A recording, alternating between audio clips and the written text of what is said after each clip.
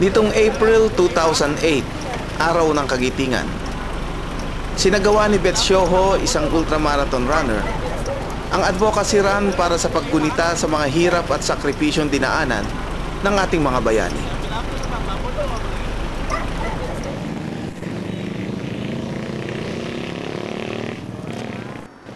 Susubukan ni Beth na tahakin sa pagitan ng pagtakbo ang mga dinaanan ng mga Pilipino at Amerikanong POW ng Bataan Death March. Kasama niya sa pagtakbo ang mga volunteer runners at ang Spectrum Group na isang radio club at NGO ng Angeles, Pampanga upang suportahan siya sa kanyang advocacy run.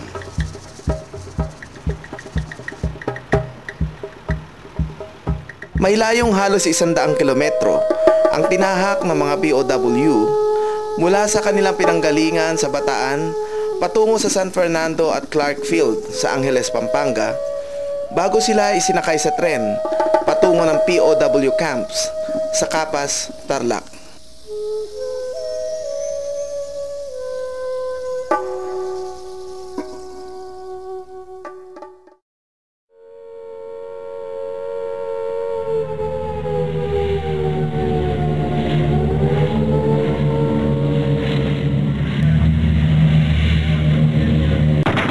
December 7, 1941, Linggo. Nang sorpresang atakihin ng Persa ng bansang Hapon ang main base sa Pasipiko ng US Navy's 7th Pacific Fleet sa Oahu, Hawaii.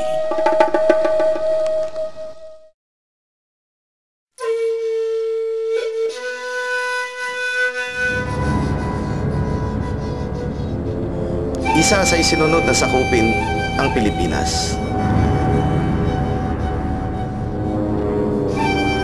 At dineklara ng Persang Amerikano ang Manila as an open city upang mailayo ang syudad sa nagbabadyang pagbobomba ng Persang Hapon. Umatras ang Persa ni General MacArthur at tumungo sa peninsula ng Bataan. At sa kabundukan ng Mount Samat, nagtatag sila ng kanilang huling depensa.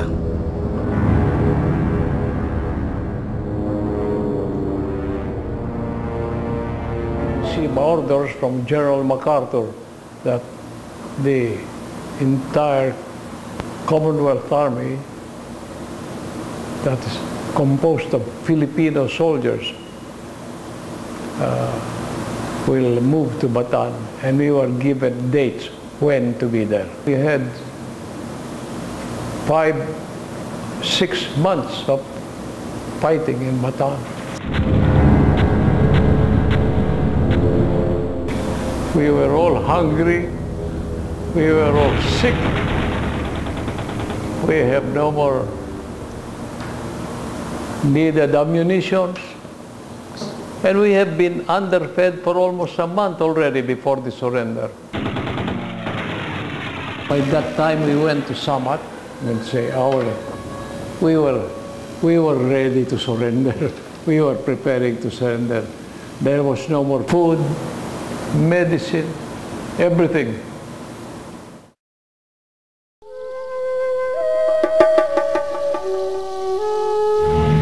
Matapos ang ilang buwan na maigting na labanan at dahil na din sa kakulangan ng supply ng armas at gamot, unti-unting nabuwag ang kanilang defense perimeter. At ang Mount Samat ay pumailalim na rin sa kamay ng Persang Hapon.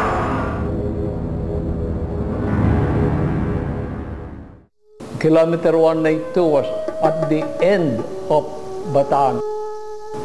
When we started walking, by nightfall we were in Balanga. That's where we were able to get some, whatever we can get to feed ourselves. We stayed there overnight. Early morning we started the walk, Balanga, continuous until we reached San Fernando, Pampanga.